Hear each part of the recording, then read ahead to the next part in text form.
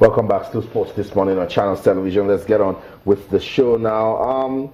Talk about the international friendly game between Germany and England. It was all about one man, Lucas Podolski, incidentally, played for Arsenal. I mean, he's retired now. What a way to sign out of international football. What a cracker against England. Yeah, I mean, the night was about him. It was his final game for the national team. And of course, that game, like I said, there wasn't much to excite. And it was like the German fans were hoping and praying that if there was going to be a goal, it will come off the famous left boot of Lucas Podolski. And that was exactly what happened. Picked the ball up from all of about 30 yards, let fly, gave Joe Hart no chance whatsoever, top corner, 1-0. And that was all she wrote. But before then, it must be said, the best chances or the better chances fell to England.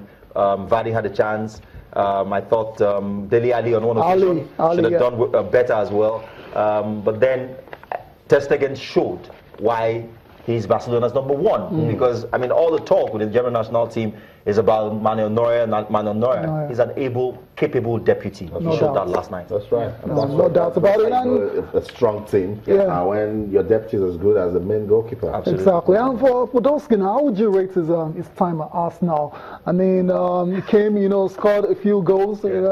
How would you rate his time there? His first season, he scored, I think, 13 goals. And for a man who wasn't the main striker, I thought that was a decent figure to do.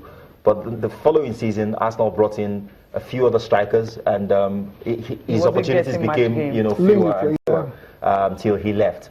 So I didn't think he did badly. In fact, that season, his first season, himself and Cazorla were the main players in the team as far as I was concerned. So I wouldn't say it was a disaster. He didn't quite live up to the billion, but he had a decent time at Arsenal. Decent time. They're more than decent. 31 goals and 17 assists. And that's what Lucas Podolski recorded for Arsenal. Okay. National team, 49 goals, 130 appearances. Oh, what a player. What a player. At 31, but what do you make of his move? Exactly. I mean, okay, it's cool. He can retire. That's fine. I think he feels he's achieved everything he wants to do with the national team. I don't think it's about that. I think it's because of how the German game is structured. There are so many young talents. A lot of players waiting to have their chance. But what do you make of his move to the J League, though? He's going to the J League when he leaves, Galatasaray at the end of the season. Why is he going to Japan? He's just going to have fun. He's 31. He still probably has some 4 or 5 years in him. He would go to the J League. He would probably find his way to China from there, and maybe. You know what? I spoke to some footballers in the UK, and you see some of them at this stage, and I want to go to a league that is not so competitive, that is not so stressful, and then they are getting their UEFA coaching bag. They are doing 1 or 2 courses. They have time than going to play competitive football, and there's no time to do other things. Absolutely. You're spot on, Austin. I look at the papers now. Starts with Complete Sports. Eagles set to extend dominance over Senegal. That's the big story here. Uche Agbo fails to get visa. Etebo is in. Okay, Etebo in. Yakubu storms Eagles camp. Echejele also 3. Not to play. Not to play.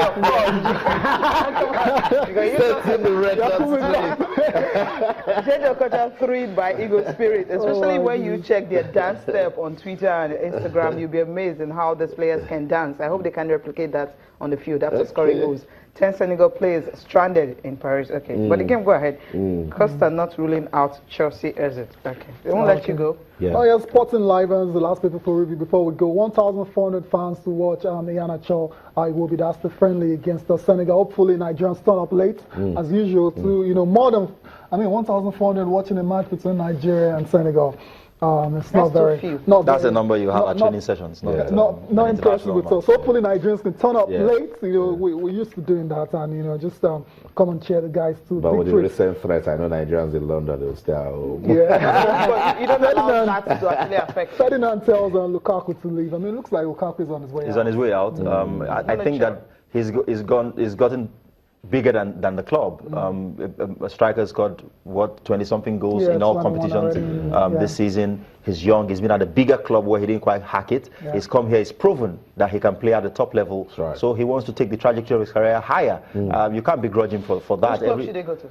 I'm not sure that it'll be in England. I have a feeling that he might make a move abroad. I don't see how he will go back to Chelsea. It's not going to happen. It won't. Nah. Wenger won't buy it. Why not? It's okay. Let's wrap up the show with this tweet, guys. Akim Egbekole on Twitter says, my expectations for the Super Eagles and Senegal game is to see a good football match, and if they can't win, they should settle for a draw. And he says, do have a productive day ahead. Thank you so much, Bada, for coming Thanks on for the having program. me. Thank you for watching. I'm Cecilia Amogbe. Enjoy the rest of your day. I'm Tayo Salah. And keep talking to us on Twitter, channels_sports, Facebook, channels Life in Sports. I'm Austin Okonakpan in everything you do. Remember, keep talking sports. Bye for now.